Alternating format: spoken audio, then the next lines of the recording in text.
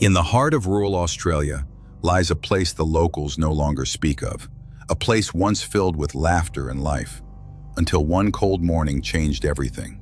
When Sophie Miller's body was found in the creek, the town of Hollow Creek lost its innocence forever. This is the story of the murder that still haunts Australia to this day. It was a quiet autumn morning in the small rural town of Hollow Creek, New South Wales. Mist clung to the eucalyptus trees, and the only sound breaking the silence was the distant hum of a tractor. At 6:47 a.m., a local farmer named Tom Willis made a call to the emergency line, his voice trembling. He had found what he first thought was a mannequin dumped by the creek, until he saw the blood. The body of a young woman lay partially submerged in the shallow water, her clothes torn, her face bruised, and her right hand missing. The police would later identify her as Sophie Miller, a 26-year-old nurse who had disappeared 3 nights earlier on her way home from a night shift at St. George Hospital. The discovery shook the sleepy town to its core. Hollow Creek had always been a place where doors were left unlocked and strangers waved at each other on dusty roads. But that morning, everything changed.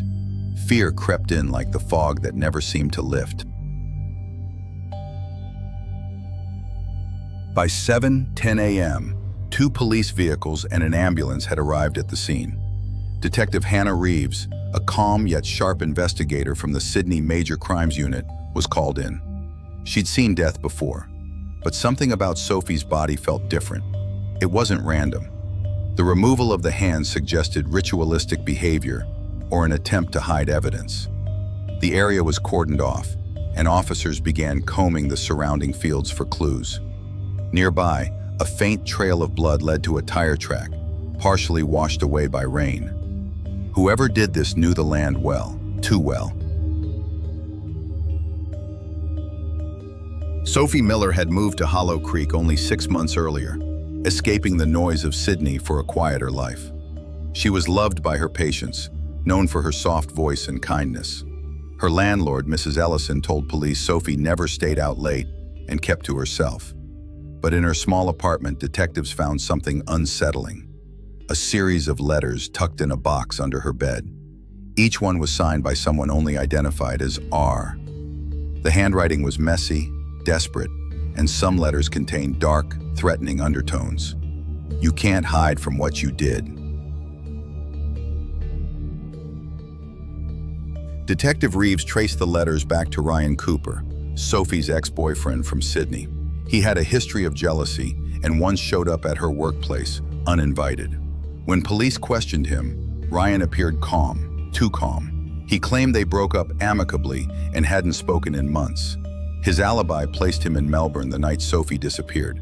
However, Reeves couldn't ignore one detail. Ryan's right hand bore a long scar, as if from a recent wound. The forensic team later discovered something chilling. The cut that removed Sophie's hand was surgical, precise, not chaotic.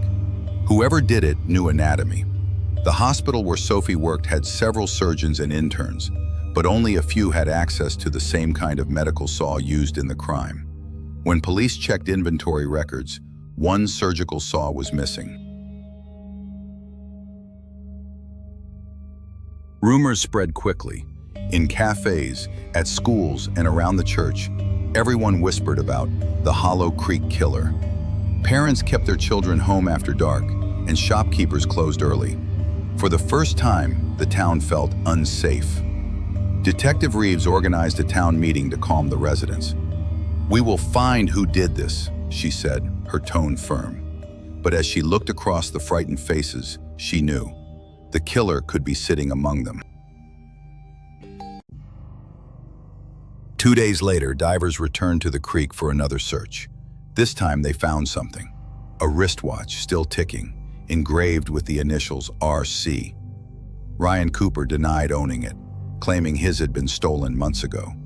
But forensic analysis revealed traces of Sophie's blood embedded in the metal band. Ryan's alibi was starting to crumble.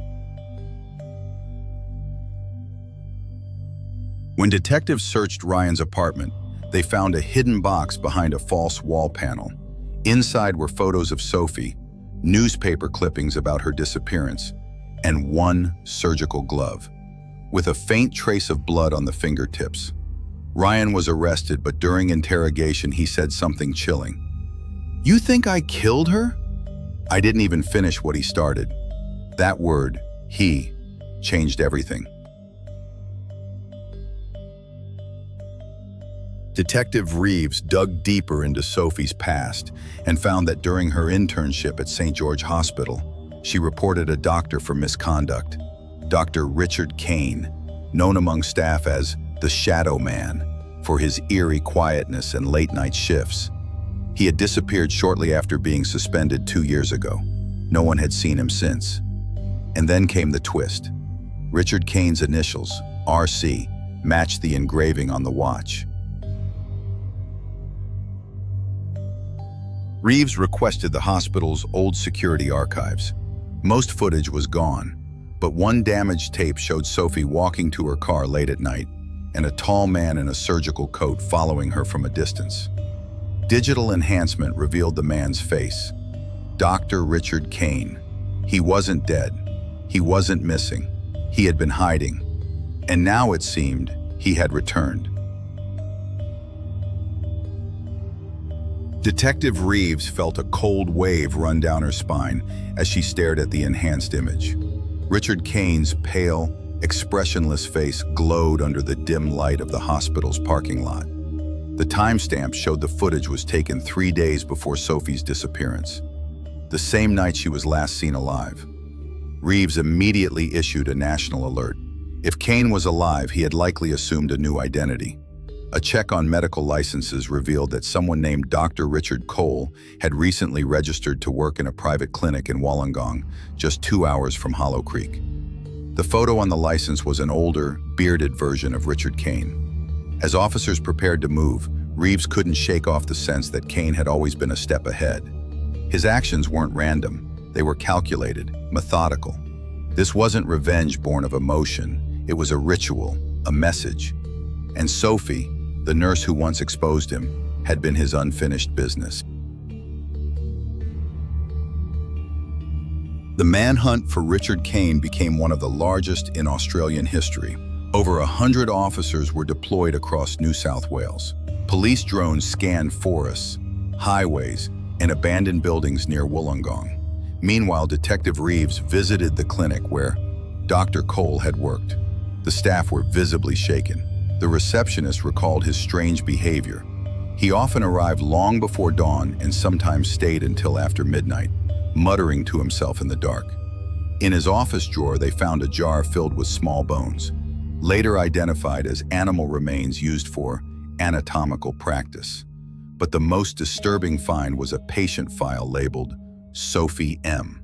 Inside were photocopies of her hospital ID, address, and shift schedule.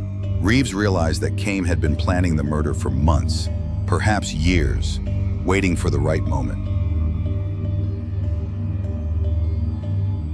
Reeves brought in a criminal profiler from Canberra, Dr. Ethan Blake, to analyze Kane's behavior.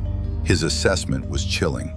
Kane exhibits traits of a high-functioning psychopath, intelligent, charming, emotionally detached. He doesn't kill for pleasure. He kills to assert control.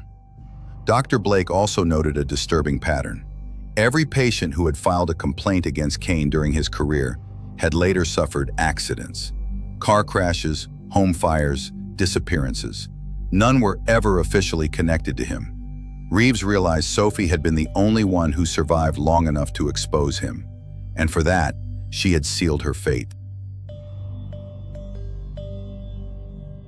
3 weeks into the investigation, a tip led police to an old farm on the outskirts of Hollow Creek, abandoned since 1987.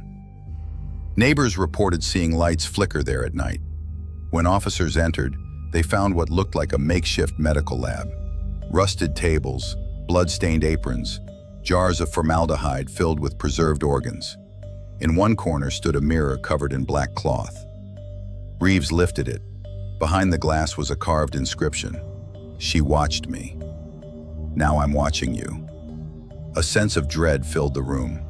Kane had been there, recently, That night, a patrol car spotted a figure matching Kane's description near a gas station outside town. When the officer approached, the man fled into the forest. A massive search began. Helicopters, dogs, lights slicing through the mist. Reeves joined the chase on foot, her flashlight trembling as she ran through the dense bushland.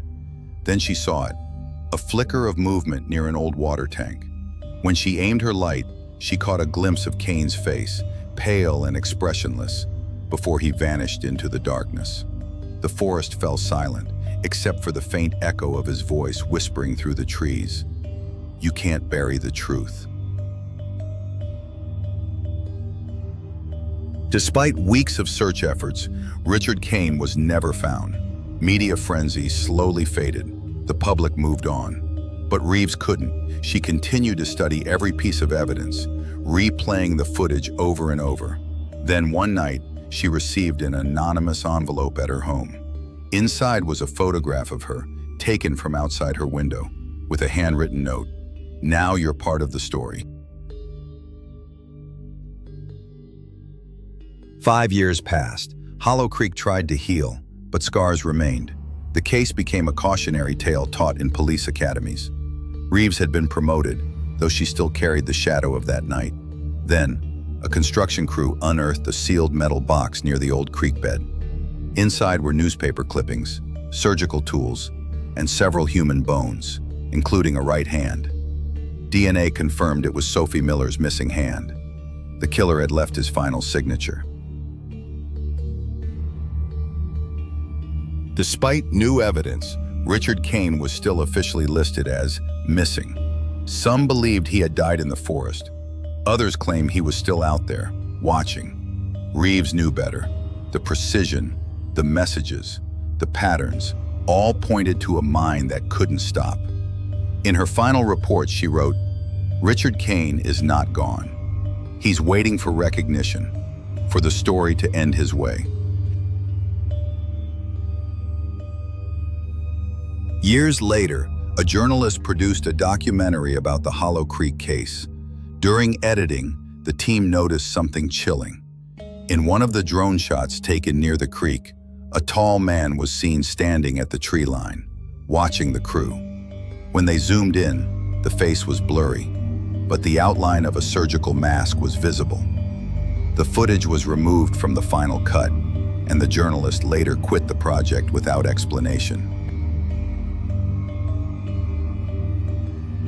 Today, the creek flows quietly again, surrounded by rustling trees and the whispers of wind.